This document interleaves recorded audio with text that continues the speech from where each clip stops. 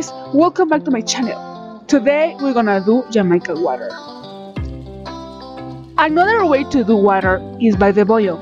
We used to do this type of water with tamarind or Jamaica, but by this video we try with Jamaica. Just put 1 liter of water in a pot, add the Jamaica and let's boil.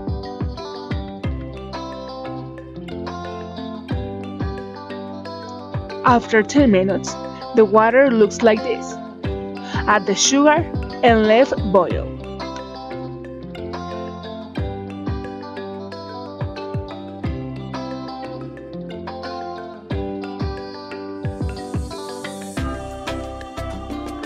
Jamaica comes from tropical Africa and was moving around the world.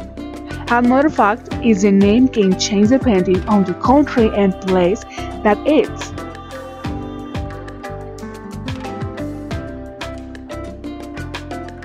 Remove from the fire and put in a jug.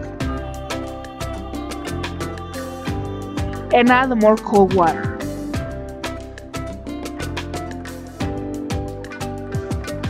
Goes into the fridge. And let's cool. Put ice by your like and more sugar. Thanks for watching, guys. I see you in next video. Bye.